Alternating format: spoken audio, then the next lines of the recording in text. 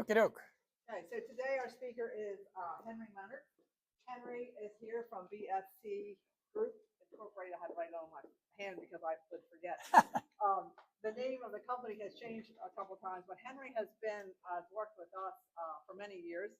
Anybody knows Annie's project? And then we have a couple graduates here from Annie's project, which is a Women in Ag 6-week course that we teach. But Henry comes in every year and teaches for us and talks about taxes. So we asked him he would come here today and talk to us about taxes. So you each have a folder, and Henry will go through the folder, and at the end there's a little evaluation, some other forms we'd like you to fill out. So Henry, I will turn it over to you. Okay, thank you.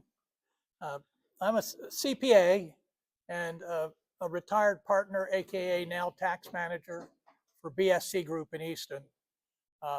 Accounting in my family is a genetic defect. My grandfather was a treasurer of the Tillman Packing Company. My brother was a bookkeeper for them, a bookkeeper for Social Security. My sister was a bookkeeper at about 4 different locations, and I've had exactly one job. My firms have either merged into, so my date of first employment is September 1974, and I started out having had no tax and 1 accounting course in University of Delaware 4 years before I walked into the accounting firm. And so I had to learn taxes from the forms up. Back in '74, we did all tax returns by hand, manually, all the calculations. That was a great way to learn because I had to understand what the forms were telling us to do. Later, we eventually got laser printers, and we thought we were hot stuff because what we did is we had a stack of page 1 of the 1040 and a stack of page 2s and a stack of every form.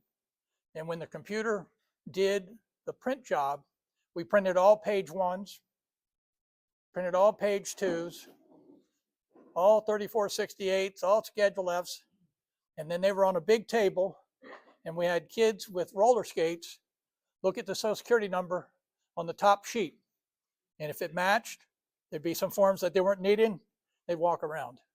And so it's slightly different and a lot more pleasurable from the production point of view. The tax law hasn't gotten any better. And everything that I'm going to say today is as accurate as we can make it, but there's a lot of asterisks, things that are conditional, substitutions in law, things change from time to time. So you don't have to read that. Don, if you'll go up to this page here, and you can pass the introduction.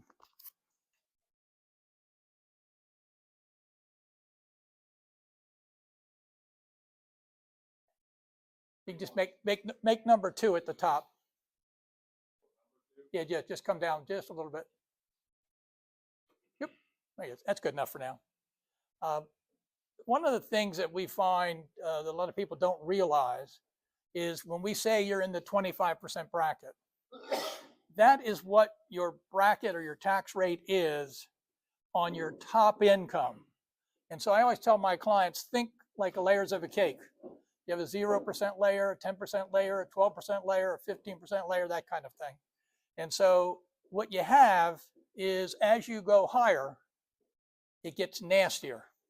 And just for grins, in the back of the material that I gave you, there is the tax rate schedule from 1951. And where today's 37% top bracket, it was 91% back then. It looked like that.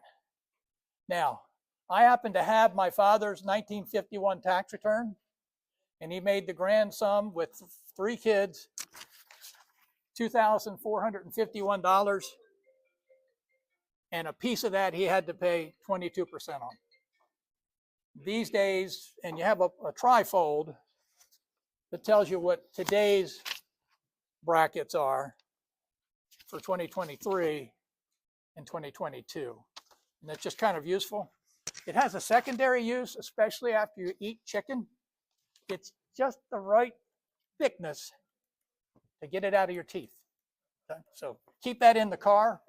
It is perfect when you're delayed by the road construction. Read that cover to cover. I want to talk you through a lot of things today. We'll go faster than this, but the self-employment tax is Social Security tax on a self-employed individual. That is a nasty 15.3%. That is on top of your income tax. Top of Maryland, top of federal, add in 15.3%, and it gets pretty ugly. The key is, and why I point this out, is you want to maximize deductions where they will do you the most good. And in this bracket where you are self-employed, not an employee of a wage earner, 15.3% of your net profit is going to go into Social Security and into Medicare. The Maryland state rates are very much compressed. They only go from 2 to about 6. Therefore, it's very often when you see somebody who has a secondary job, they're often under withholding on Maryland because the rates are so low that they don't cover the outside income. The counties throw on top a rate that runs from 2.25 down at the beach in Ocean City to 3.2 a lot of the counties on the Western Shore. Just introduced this year for 2023, there are several counties, and it's going to become more popular, where they've taken their rate and they have turned it into 2 rates. And it's based on income, and if your income is low, you'll have a rate of, and I'll make this up, 2.4% tacked on top of your state income tax. And if your income is higher, you'll pay 3.2 as a county rate. Just another thing to make complication difficult. Delaware state taxes are very similar to Maryland. In fact, Maryland and Virginia and Delaware sort of take lessons from each other. The thing to remember when I talk about marginal rates versus average rate, if I'm here at the top, and let's say I just get into that bracket, then my average rate is really 11%. So an average is every dollar divided by the total tax. But the marginal rate is what you want to keep an eye on, because what you're trying to do is avoid going to the higher rates if you can. Talk about a lot of terms, and some of them are really a work of art, but the routine is, an important one is adjusted gross income, and this is best described very technically as the bottom number on the front page of your 1040. That is all of your income and your net income from any business. So it's after deductions that are business-like, but before itemized deductions. There are certain items that are adjustments from gross income. The typical one would be a pension plan, 401k, IRA, that type of thing. Itemized versus standard deductions. In that trifold that I gave you, it talks about the standard deduction. Your itemized deductions are charity, mortgage interest, income taxes, real estate taxes, medical expense. If they add up to enough, you will take an itemized deduction rather than a standard deduction. The standard deduction has been increased dramatically over the last 5 or 10 years, because what they did is they took away the exemption and built it into the standard deduction. So when we do a tax return, we're always looking at this kind of at the last minute to say, can we do better? There are times when in Maryland, where you take the standard deduction on the federal, you are required to take the standard deduction in Maryland. Maryland standard deduction is $3,000 or $4,000. Whoopee. The deal is there are times when we will under itemize on the federal so we can itemize on the Maryland. We lose a few bucks on the federal and come out ahead on Maryland. So this is more of a decision than just who wins. You have to take it into effect with the Maryland side of things. So if anybody has any questions, when I get to the end of a section, please jump out. There is a special deduction that'll run out in 2025 or 2026, the 20% deduction based on your net business income. And what it is, they wanted to lower rates on corporations, which they did, but this was the give back to individuals who are not incorporated. It's 20% deduction based on the net income from your business. Taxable income is adjusted gross income minus adjustments, minus one of those deductions, minus that. Taxable income is where you go to the brackets.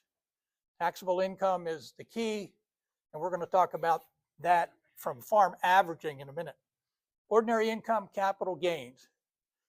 Your chicken income from farming, that's ordinary income. You sell a stock for more than a year or even less, it's a capital gain. Capital gains have a favorable treatment, and I'll get into that in a minute. This is probably the number one concept I'd like to get across today, and that's about depreciation. We use depreciation to, we hope, the best benefit to the client.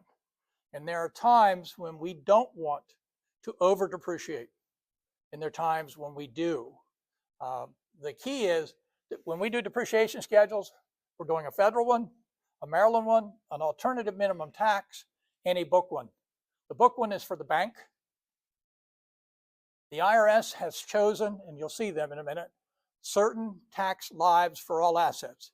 Years ago, we looked at an item and said, that'll last 10 years. Today, the IRS tells us, whether it's new or used, it has a certain life. If they tell me my car is good for 3 years, and I know I'm not going to trade it for 6, then my book depreciation, meaning I would show, book depreciation would be lower, and it means I would show a better profit to the bank. The banks know that a lot of depreciation for federal purposes is not economic depreciation. It's not a tax, taking advantage of the tax laws. And we'll talk about those strategies in a minute. When you sell an asset that has been depreciated, it gets recaptured upon sale.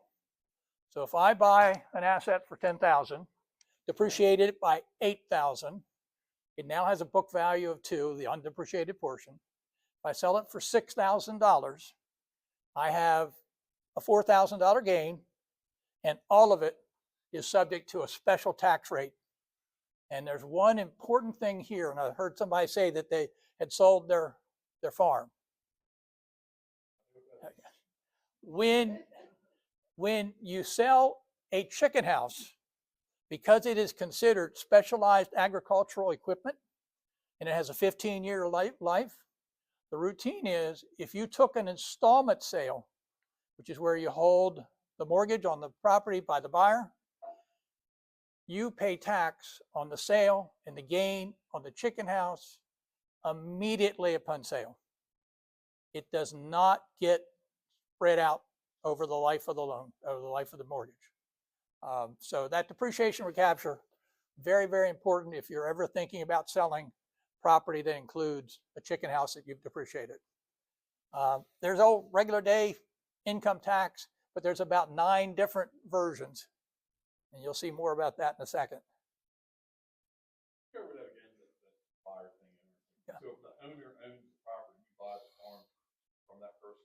Well, the other way around. When you're selling, when you're buying a farm, you need to allocate the purchase price, including the closing cost, to the various parts of that farm. For instance, land is not depreciable. Buildings are. Personal home is not depreciable. Agricultural structures are depreciable. And so we have to go through an analysis of the various amounts and ratios of that cost to that total asset.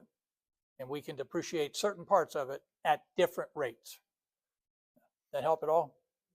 Yeah. But when you sell, when you finally end up coming out of the farm, that's when this recapture can really hit you hard. Income averaging. Back in '74, when I started, there was income averaging for everybody in America. What income averaging is now, it only applies to farmers. Income averaging is taking your tax, and what you're trying to do is accomplish bringing that tax rate down. And in income tax averaging, the government says, go back to your 3 prior tax returns. Pretend that you made the same amount of money over these last 4 years in each of those years. And what that does, it brings down the average rate. And it's literally allowed, and the only people in America that can do it now are farmers. So income averaging is very valuable. Once you use it, it's very difficult to get a second benefit out of it very soon. And so there are times when income averaging might save a small amount of tax, but we will choose not to take it because we're interested in anticipating, say, more income the following year. So one of the things through all of this process, it's important to know what your income is going to be this year and to take that big leap of faith. What is your income going to be next year?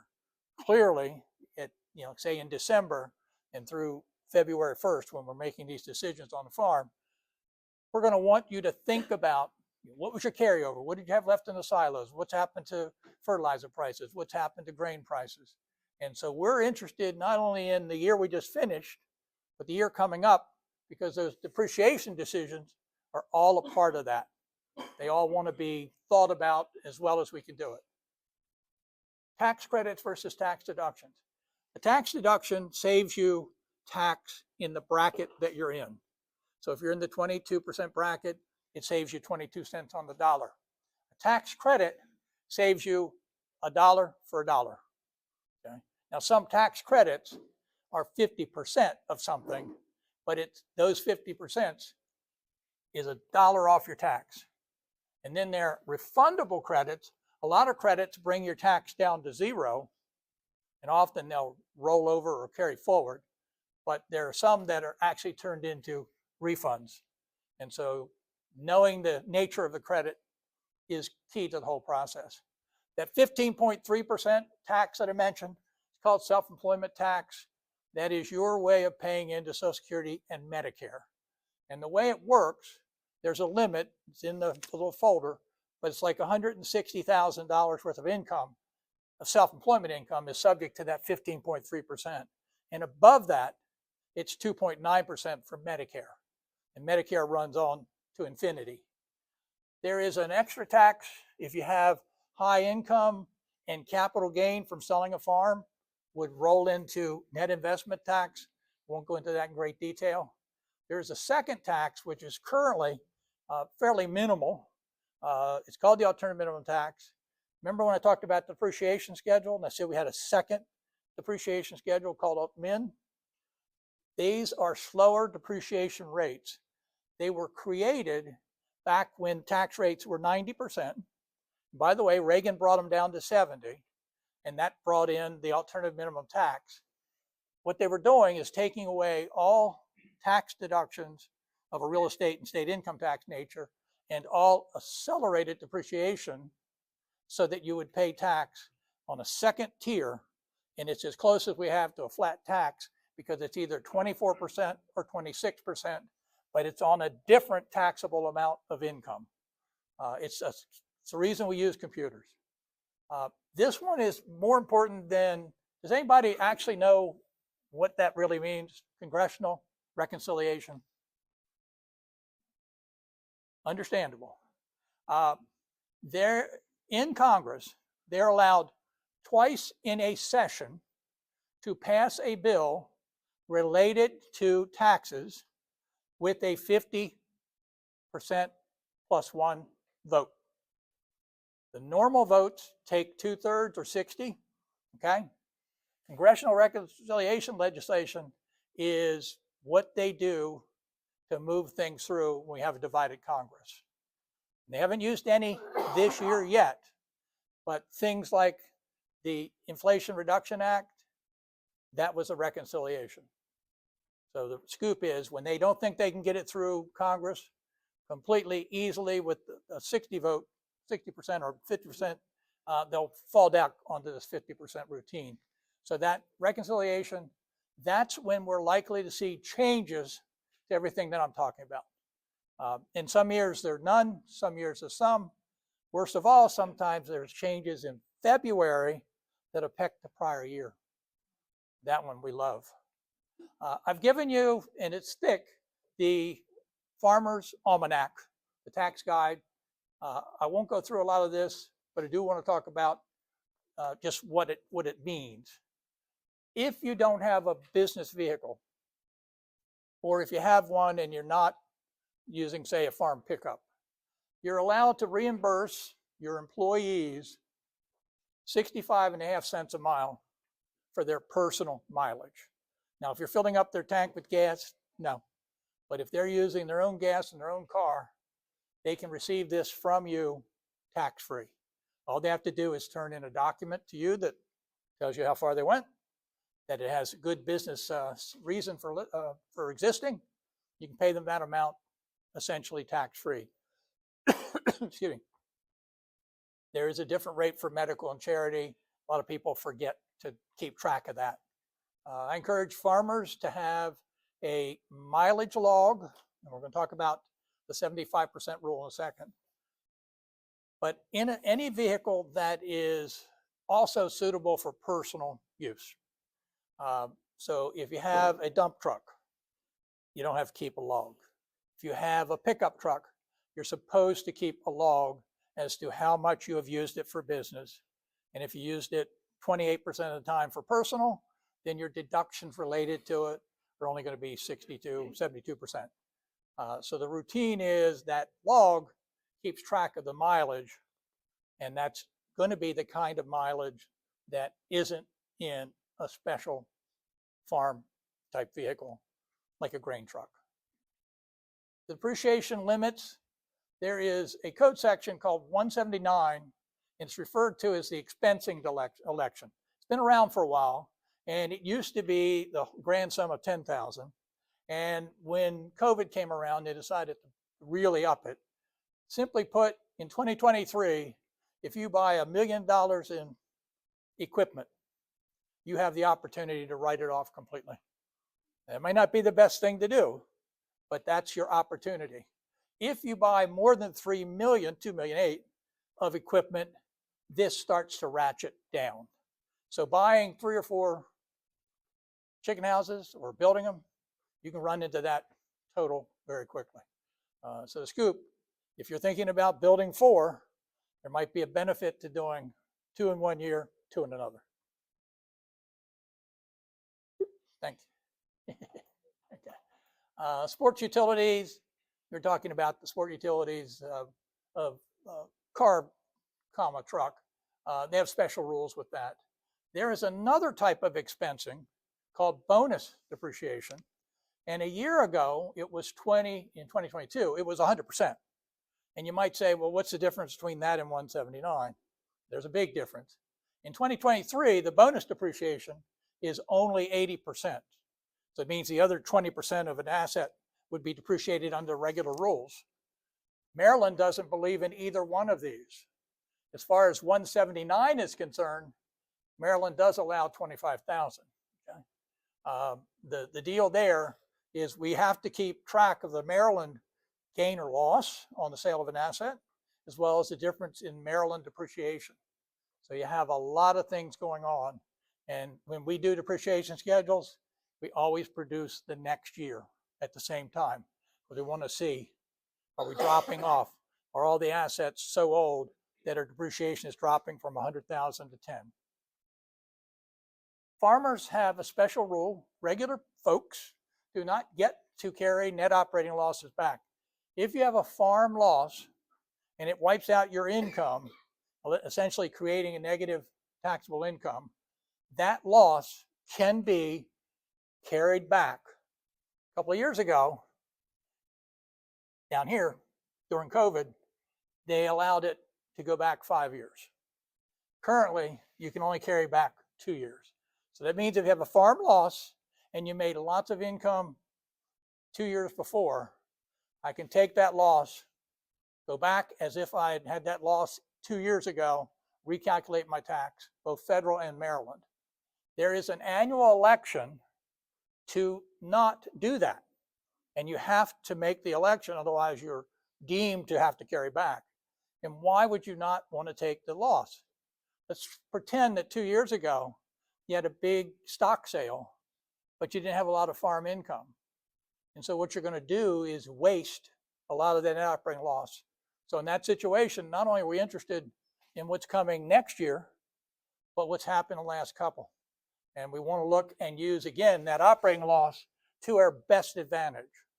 So again, it's high cotton, but it's key to kind of know what do you think your profit is going to be in the future. Because if you're going to be in a higher bracket, don't carry it back to a lower bracket, save it for the future. This was the maximum earnings. If that's a house, if it's a house alarm that you have to go, just run. Don't stick around. The maximum earnings subject to self-employment tax as well as withholding tax is now $160,000 for the Medicare, the Social Security side, and the Medicare has no limit. So, and again, that's in your 3-column. Don, if you will.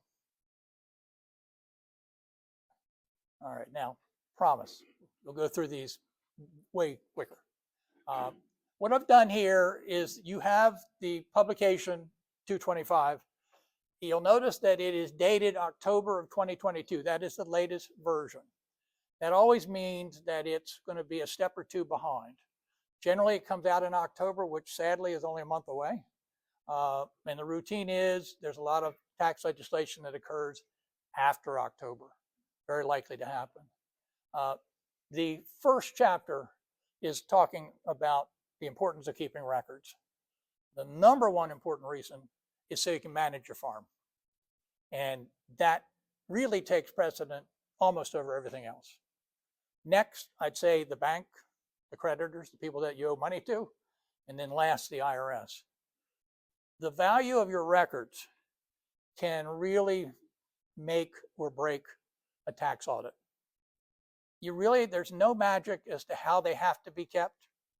If they are properly kept on a piece of paper by pencil, it's fine. But when I say properly kept, the important thing is you need to be able to explain your balance sheet. So your assets and liabilities and the current year difference between those two is your profit for the current year. And so a lot of my farmers track all of their cash. So I know about the cash that came in, I know the cash that went out. And as long as I know the categories, we can work from there. But there are certain things like patronage dividends.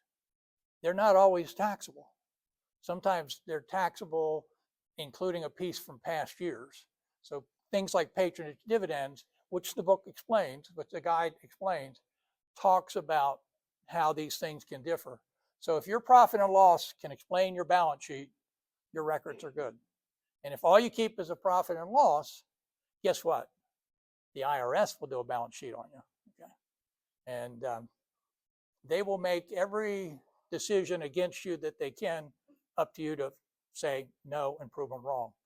I had a client one time, and the IRS audit, he was a fur dealer. So he was a buyer of furs, and there was a $5,000 cash deposit in his bank. We didn't call it income. He didn't call it income. The IRS agent said, "What's that?" He scratched his head for a while. We scratched our head for a while. It was a transfer from savings to checking, so we'd have the money to buy furs that weekend. Thankfully, the teller wrote transfer savings to cash to checking. And so that little slip saved us, okay? And by the way, we got through that all with no change. But that was because he kept wonderful books.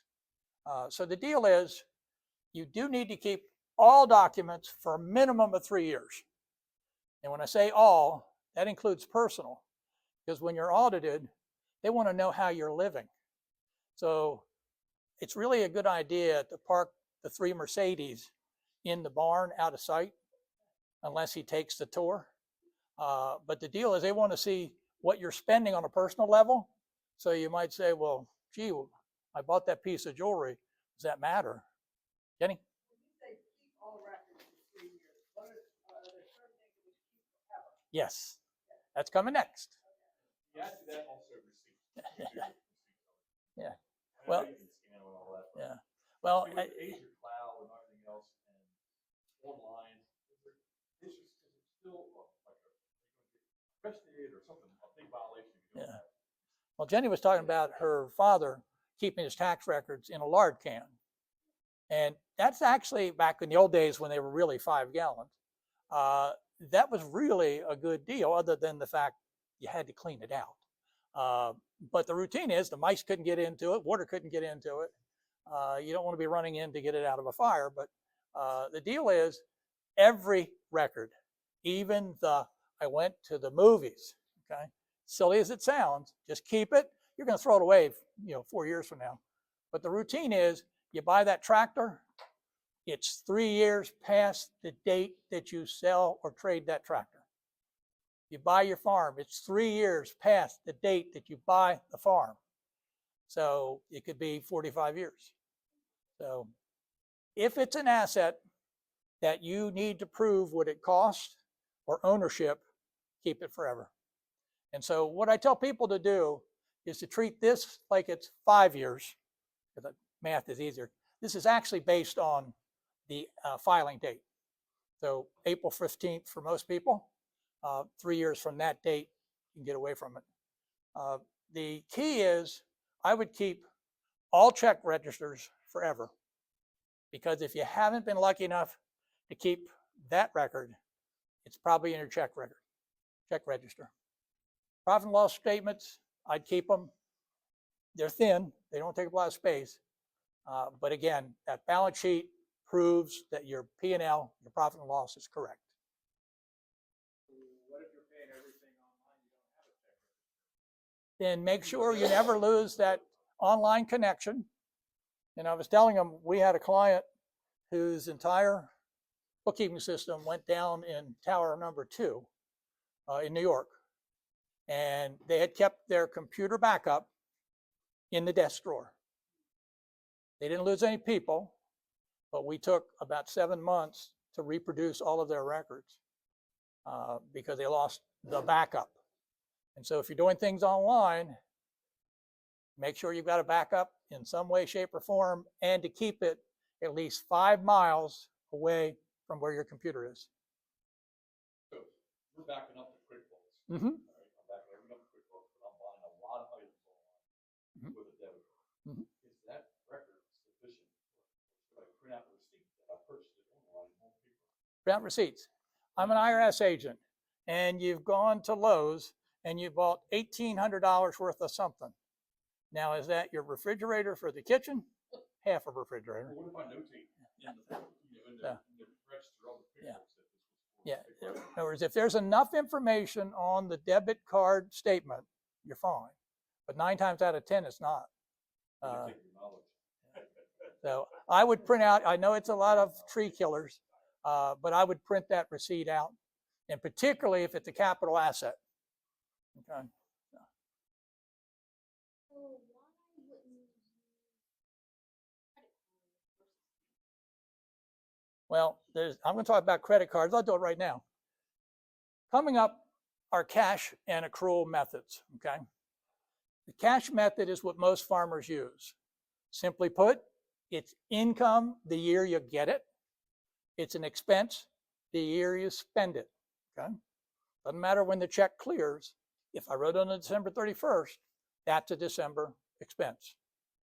The use of a credit card allows me to use the credit card in December and not pay until January or later. The use of a credit card is considered an actual cash disbursement. The debit card, it's when you use the debit card. So on December 31st, that money's going out of your bank account. The credit card, you just have like a 1 month trail to it. So debit versus credit, you have a lot more consumer rights with the credit card, but a debit card allows you to save kind of within your budget a little bit more, or a little less. When I say consumer friendly, consumer fraud friendly. Credit cards have a lot more protections. But a debit card is going to come right out of your bank account. When did you use it? And the credit card, a lot of my farmers think it's when they write the check to the credit card company. No. It's what they wrote, those receipts. If they're dated in January, then the next year. But if they were in December, but I didn't pay the credit card until January, they're December. Did that help? well, the credit card, I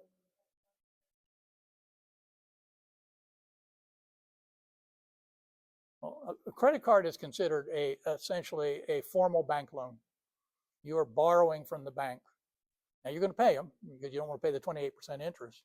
But the deal is, it's treated as a cash payment because of the formality of a loan. If I buy a tractor on time, that tractor is depreciable and counts the day I place it in service. In fact, it might take me 5 years to pay it off. I'm getting depreciation deductions from the year that I first bought it. Okay? So as long as interest rates aren't too awful like they are right this minute, paying over time is fine. The interest on a business debt, buying a farm, buying the portion of the farm associated with the business, that's deductible interest. So we do a lot of allocations of various things. Like when we get the real estate tax bill on a farm, some of it's personal. When they pay the mortgage on the farm, some of it's personal. So we have to keep all of that straight. So borrowing to buy a capital asset is a transaction. And when I said you can start depreciating when it's placed in service, I can buy a corn planter in December. And if it's in my possession, I'm not going to use it until March, April, or June. But it's in service the day I take possession of it. But if it's on a barge being shipped to me on the Mississippi River, and I won't get it until January 10th, that's next year. So it has to be ready for service, even though it's not in service. Okay, so the routine there is, if you're making it yourself, if you're building it from the ground up, it needs to be able to do its function to begin depreciation. This is another one that a lot of my grain farmers run into. They will use prepay for essentially two good reasons. One, the prepay can be a lower rate, because the fertilizer guy, the seed guy wants to sell product, get his commission up. And the other routine is that prepay can be deductible on the farm Schedule F. Thing is that prepay cannot exceed 50% of your normal annual expenses for the farm. And if you go above that, they're not deductible in that year. They roll into the year that you actually use it. Farm income, just a couple of quick ones. Patronage dividends have a very special rule, and this is where cash basis taxpayers sometimes mess up. The normal patronage dividend is 60% cash, 40% paper. And so when you get a $600 cash payment from the patronage company, you need to pay tax on $1,000. And that's why they give you a 1099 PATR to tell you how much you have to pay tax. And this is one of the situations where the deposit doesn't always match what is taxable. So when somebody says, I got patronage refund of X, we need to know more. There are special rules for conservation, and we're talking there putting in ponds, irrigation ditches, stuff like that. There is a special election for crop insurance. If you have a crop insurance payment and it's a result of quantity deficiency, not price, but if you didn't harvest as many beans as you covered, then that can be deferred into the next tax year based on when you ordinarily would have sold that crop. And so this is a powerful alternative, but we need to know the details of that crop insurance, because if it's for price adjustments, that's not deferrable. That's be taxed. If you use, you pay road tax, road gas tax, on an off-road vehicle, you get a fuel tax credit. Small, not much, but we do track it. The routine there is you get that credit, and it's cents per gallon. The routine is that is a credit, not a refundable credit, excuse me, on your tax return, but it gets picked up as income in the year the credit is taken. So if I have a 22 credit, it'll be picked up as income in 2023. If you buy and sell breeding stock is depreciable. Breeding stock is different than something bought for resale. So if I buy steers to raise them and sell them at a higher weight, that's not a breeding stock. And I always liked it because breeding stock actually includes racing. So if you buy a racing cow, usually it'd be a racing horse, but it's breeding stock including racing or dairy. Crop shares and cash rents. When you receive a crop share or cash rent, that is generally not subject to Social Security tax. That extra 15.3% that I talked about. The scoop is usually when people are retiring or they own land that they're not using, they will do crop shares, crop rent. That can be an income because you own the land, or it could be an expense because you're sharecropping. Commodity credit loans, won't go into that. Custom hire, when you're doing work for other people, that will include self-employment tax. I don't have the 4.5 days to talk about easements, but if you ever get interested in selling a conservation easement to either the state government or to a nonprofit, there are some special, excellent, positive tax benefits.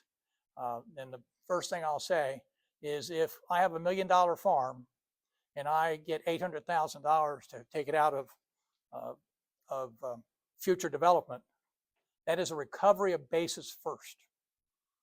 Okay? So if I have $1 million active farm and I get $800,000, I'll say it's tax-free. Your basis in your farm is now $200,000, but it came to you with no tax that time. So easements are something to be thought about and planned for, and there's nice things about it. Farm expenses, probably the most important thing is this top one, where we talk about employees or independent contractors.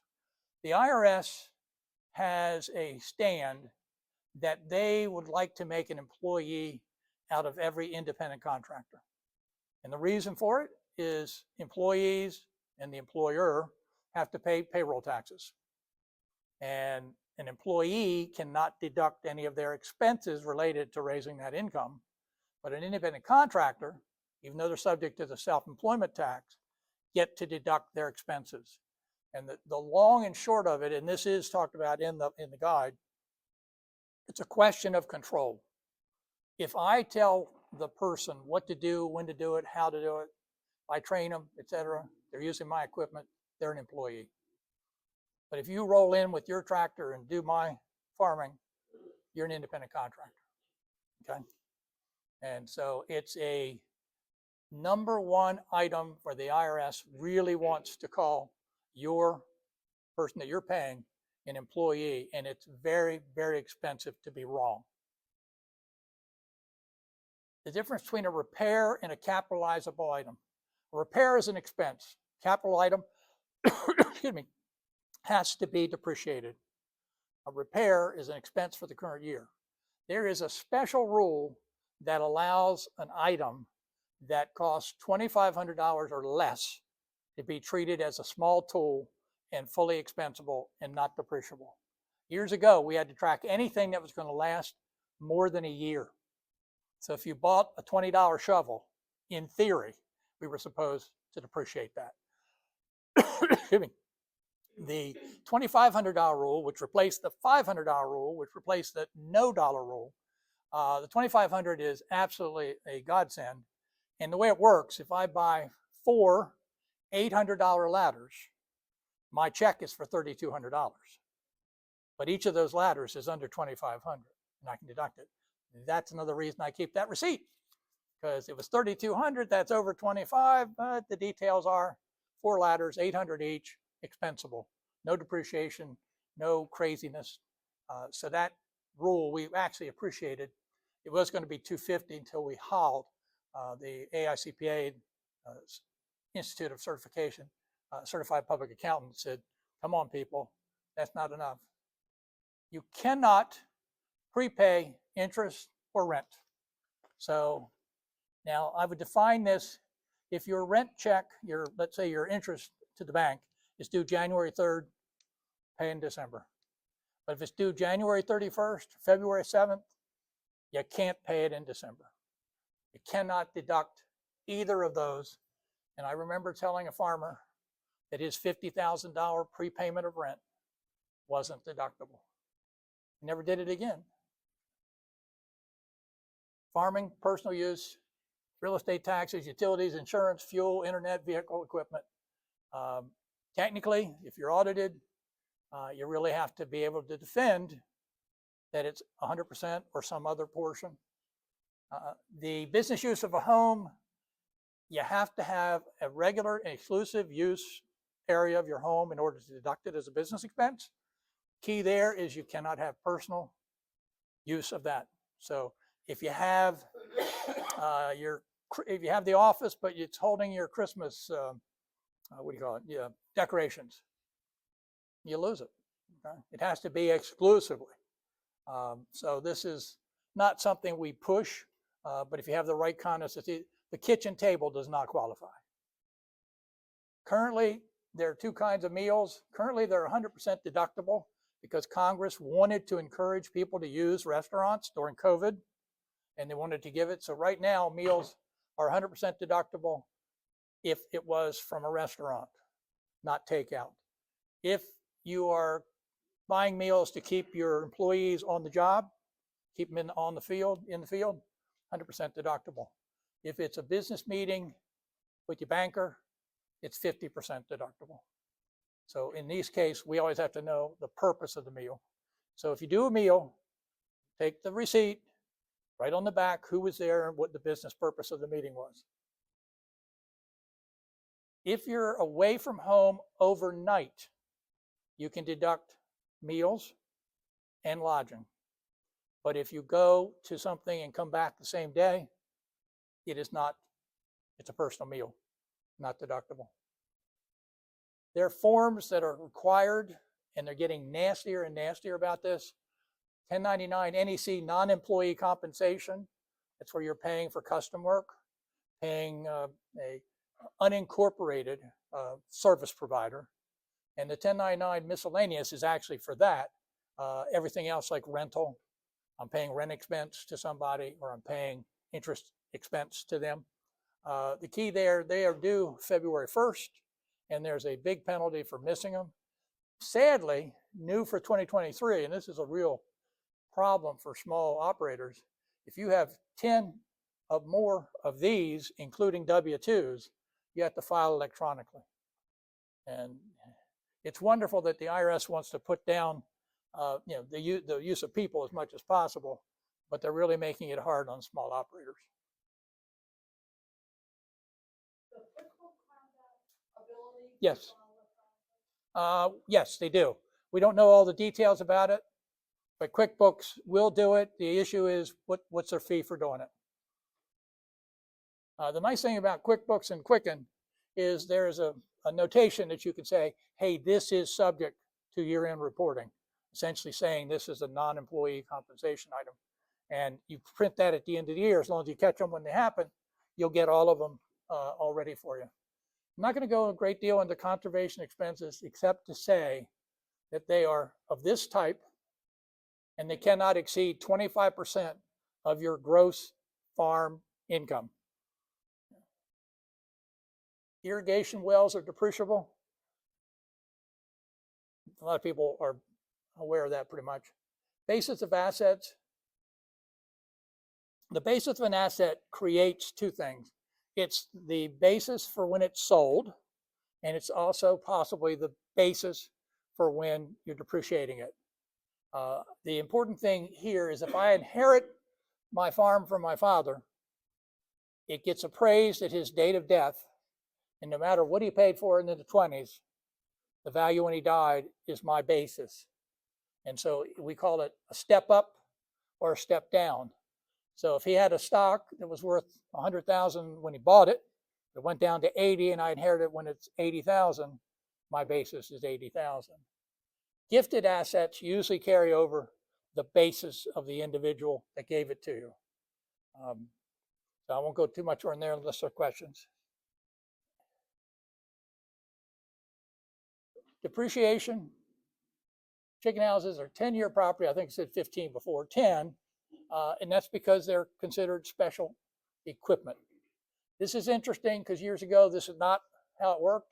New farm equipment is 5, used farm equipment is 7. So not only do you need to keep that receipt to tell me that it's a John Deere manure spreader, but is it a new one or an old one?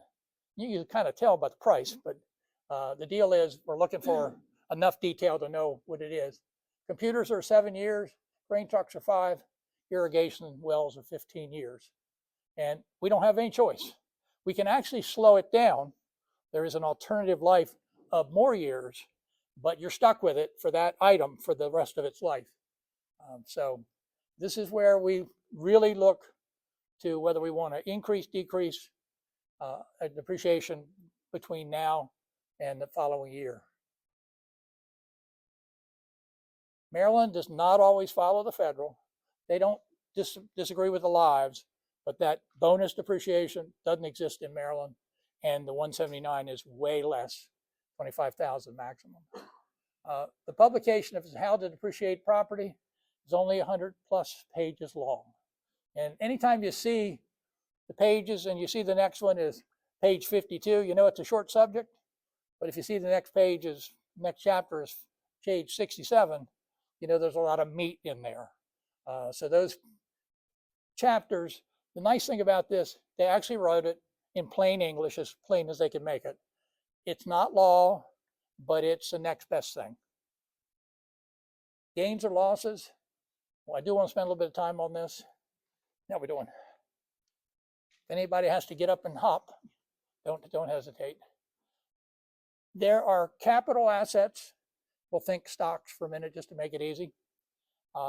When they are sold at a gain and having been held more than a year, that's a year and a day or more, they have a special top rate of 20%.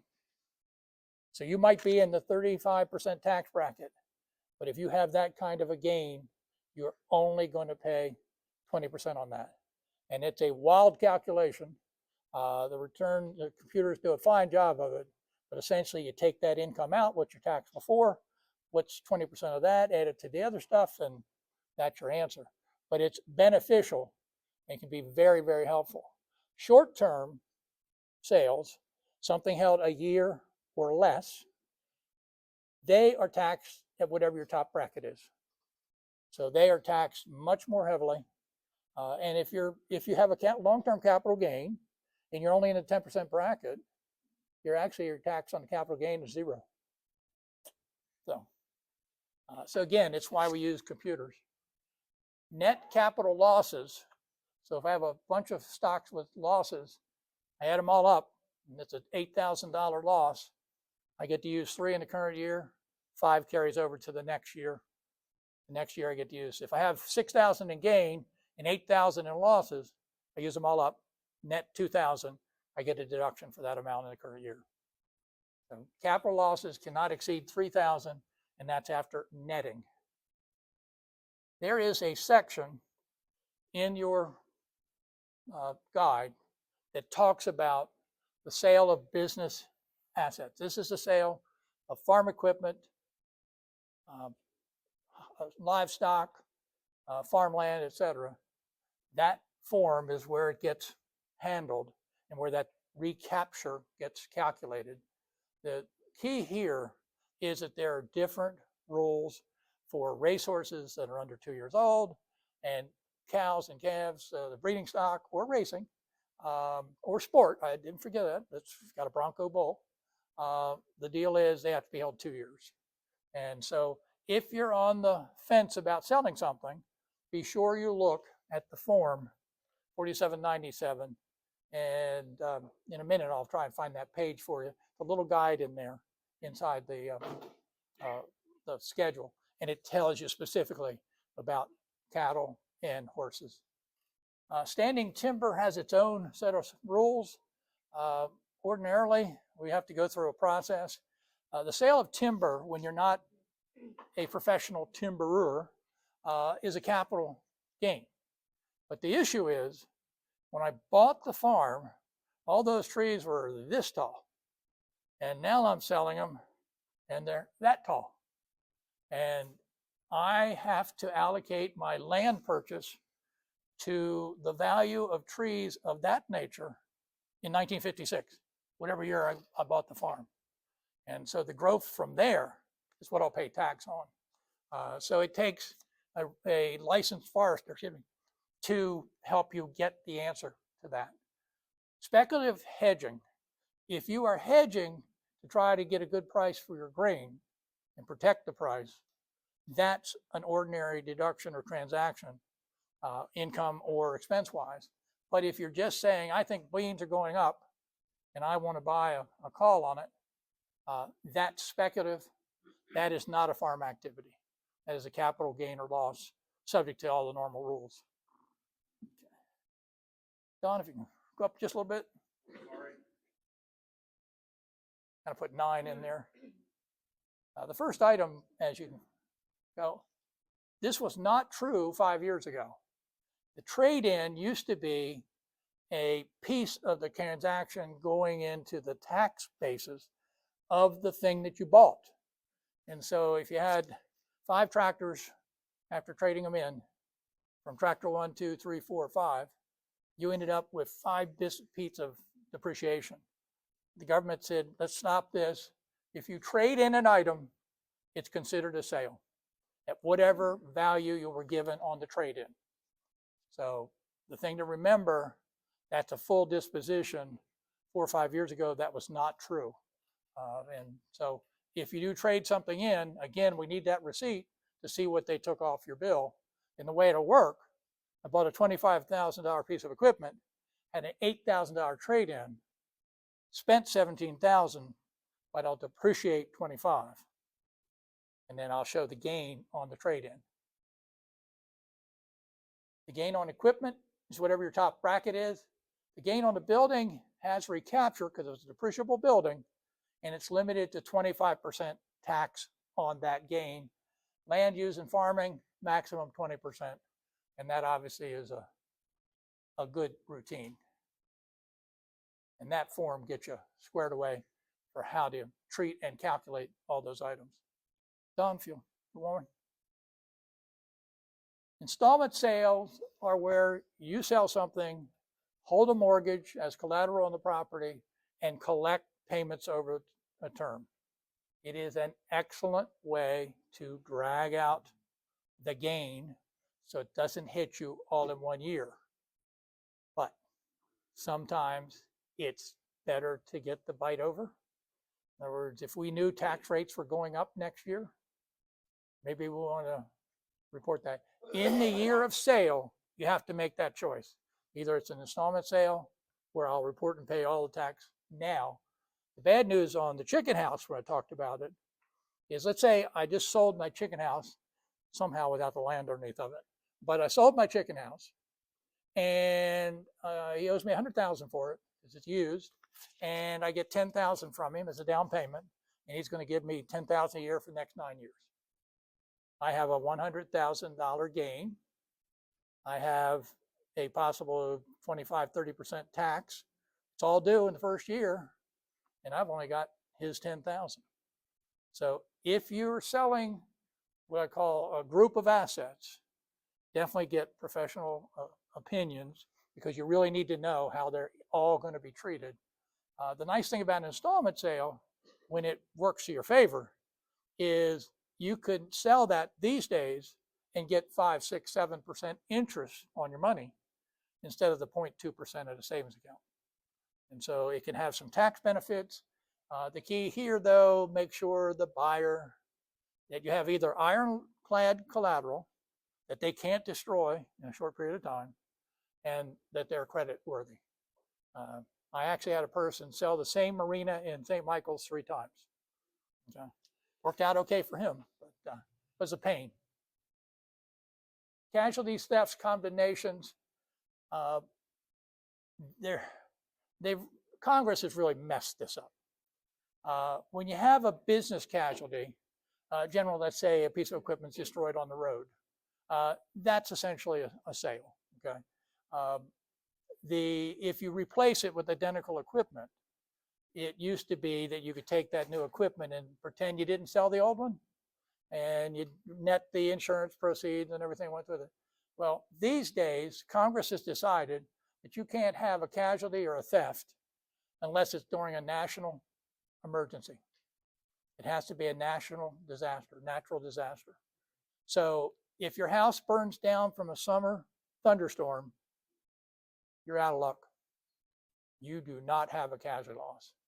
If your house burns down during Hurricane Katrina, you get a break. If you can explain to me the proper credit niceness about that, good, go for it. Usually when I hear something like that from Congress, it means that a congressman hasn't lost his house to a summer thunderstorm. Because if he did and he was underinsured, he'd be changing that law. The self-employment tax, that 15.3, terribly important because it's so heavy, and how I tell it to people, let's say that you're in the 15% federal bracket and you're in the 8% Maryland bracket. So you're at 23%. When I add 15.3 to it, the 23 is now 38. It's very, very heavy.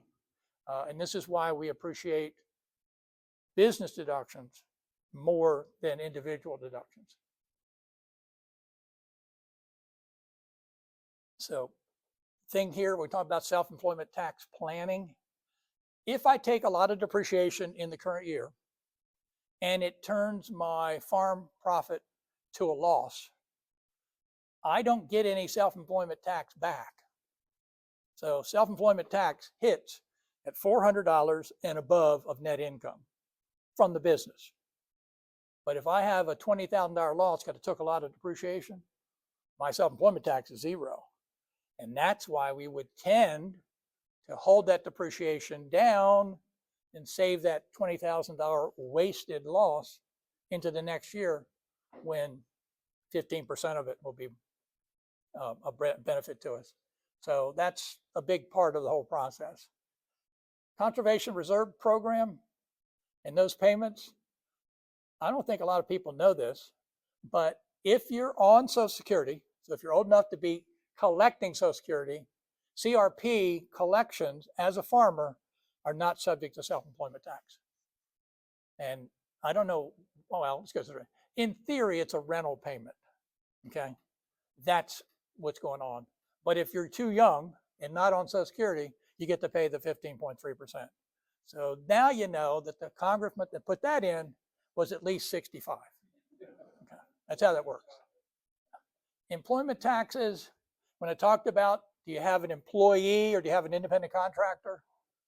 The IRS used to have 20 factors, they still do, but they moved it down to 3: behavioral control, financial control, economic relationship. And if you do instructions and training, how to do the job, if the investment in the business is small, in other words, I'm coming to your house using your tractor, that puts me as an employee. And do we have a contract? And the other way to look at it from the employee contractor way, do I have multiple clients? If you're my only client that I do work for and you tell me how to do it, I'm an employee. And you have payroll taxes, you have wage overtime, you've got unemployment taxes if you pay enough. Having an employee or independent contractor calculation properly determined, very, very, very personal. Don, I know you want to go back to the beginning. I don't know what I did. Yeah, you're good. Good. We talked about the fuel credits. That's a road tax paid on off-road usage. Anybody understand why there's dyed diesel and undyed diesel? If I'm going down the road and I haven't paid road tax on my diesel, dye comes out the back of my car. And so the police can tell whether I paid road tax or not. So that's what dyed and undyed is all about. Fuel credit, you get it on the return as a subtraction, it's refundable credit, but it's income the next year. It's a reduction of fuel expense, and you need to make sure you show it.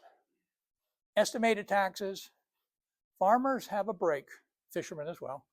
If 2/3 of your gross income is from farming, and that means that like your wife has a wage or somebody has other income, stocks, bonds, whatever, If 2/3 or more of your gross income before deductions is from farming, then you have the opportunity to file and pay by February the 1st, March 1st, excuse me. Get it right, I've been doing it for 20 years. So the farmers usually take advantage of this. You have the option to pay quarterlies, but the nice thing about it, they understood that farm income, a lot in October and November, but there's not much in February and March. So it's a nice thing about it. Farm wage income, W-2 from your farm, yours, custom work and gains on farmland and equipment are not farm gross income. Now, the interesting thing is they allow you to miss it in 1 year. And so if I'm 2/3 1 year and the next year I'm not, I miss it, I'm still a farmer because the year before, I met the rule. And what that's all about is if I sell my land and retire, I'm a farmer for that last year. So if I'm a farmer every other year, I'm fine. And the estimates are not required, but I do have to file and pay all the taxes by March 1st. If I have a farmer who just can't get it all done, they roll in April, they will pay underestimated tax penalty from March 1st to the date that they file. So the government will charge interest on that tax being a little bit late. So a year ago, the interest rate the IRS charged was 3%. It's now 8%. And it's gone up by a quarter. You are always welcome to pay estimated taxes. Very few people choose to unless they have to.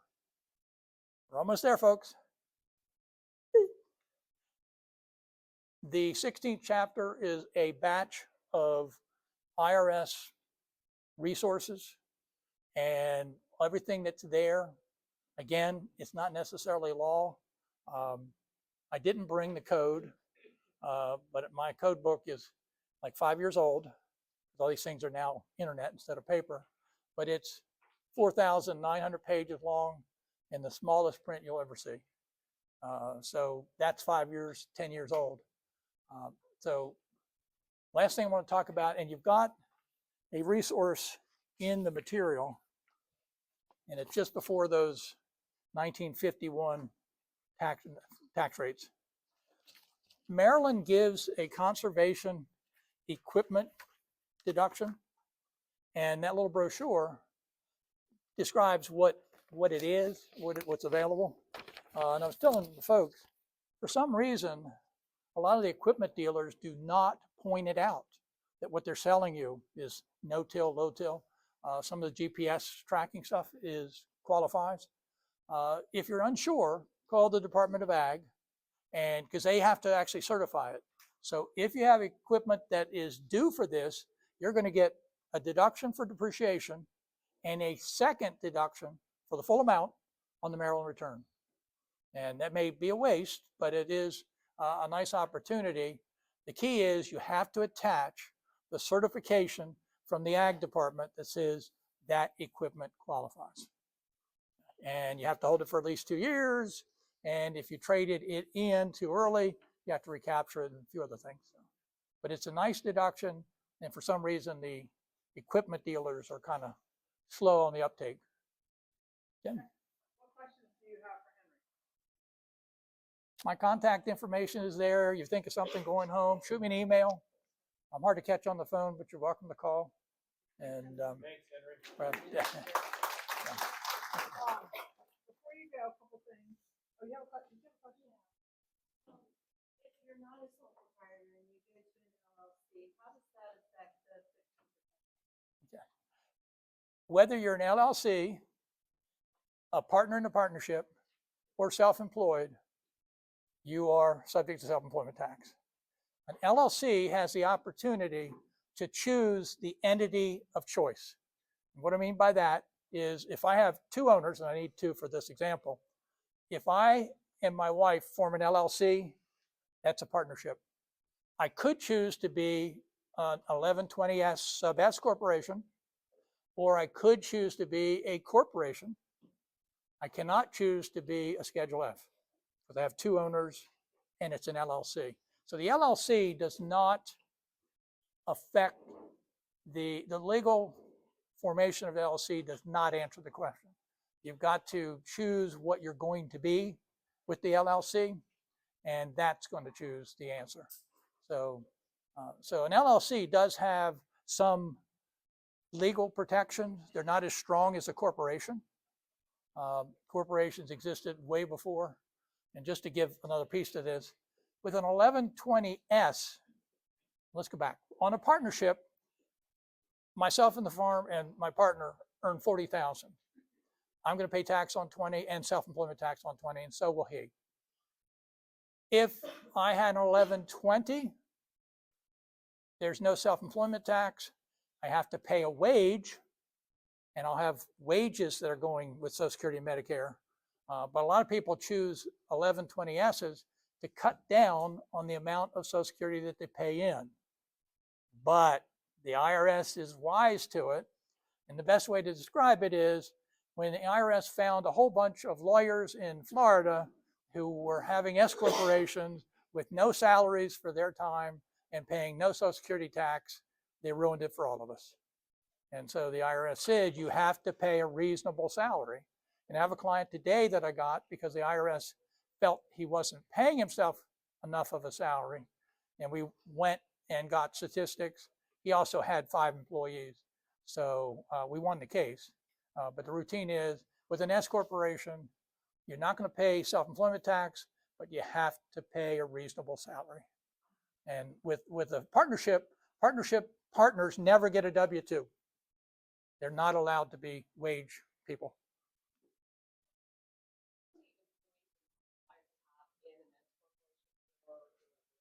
How many? Are you required? In other words, a partnership, if the only people working are the partners, there's no salaries, no W-2s. Okay, they're going to pay self-employment tax because they're all working. Where you run into no self-employment tax would be if you were an investor. Okay, so if I was a limited partner and in Idaho and not making decisions, and you're doing the farming here, we're doing all the hard work, I wouldn't pay self-employment tax, but you would. And so you're not required to have a number one way or the other. What is critical is, are you classifying the people you're paying for their services correctly? And that's where the IRS heavy-handed. Because when they fix it, when they catch it, it's not that year, the 3 years before. And the payroll taxes that weren't paid by you. And that's both halves. And you can't recover it from the employee. And we haven't talked about penalty and interest. So if you have an employee for real, and you said they're non-employee compensated, and you're wrong, it's nasty. The penalties can be anywhere from the total payment can be 75% to 100% of the wages. Yeah. Mm-hmm. Earlier you explained that it doesn't mean that you have to pay the tax on the depreciation expense that already. Well, what the recapture is all about is I was taking a depreciation deduction over the years that I owned that asset. And so I was saving income tax, self-employment tax, whatever. The government's going to make me give that back. And the way they do it, I bought an asset for $10,000. I depreciated it down to 2, so I took depreciation of 8. If it's a piece of equipment and I sell it, 8 of it's ordinary, the rest of it's capital. So if I sell that vehicle for $12,000, that item, that piece of equipment, for more than what I paid for it, I bought it for 10, sold it for 12. 8 is ordinary, high rates. 2 is capital, low rates. So depreciation, you can't spread it out when it's on equipment. You're going to pay tax on that the year it's sold. Okay, so what you've done is you depreciated it slowly. And so you have a lot of people who will buy a rental property and they'll pay $150,000 for it, and they'll sell it for $148,000 and look me and say, "How do I have a gain?" They took depreciation for every year. Okay, and so the government says that's not a $150,000 property anymore; it's $120,000, and they've sold it for what they think is a loss. And it's actually a gain. So you say the cost is 10,000, and then you claim expense, depreciation expense of 8. So 2. And then when you sell that, you Uh-huh. sell it for like the 12, you said? If I say it for 12, And then you have a gain. 8 of that is recapture, depreciation, high rates, and Yeah, you have a gain of 10, but You it's have- two different rates. yeah, there's 2 different pieces to it. You have an 8 ordinary and 2 capital. Yeah. This is why you have a good CPA. And that form 4797 helps you through that, but it's what the government's saying is you've been taking a deduction against ordinary income for the last 5, 6, 7, 8, 10 years. They want it back. And that's why it's called recapture.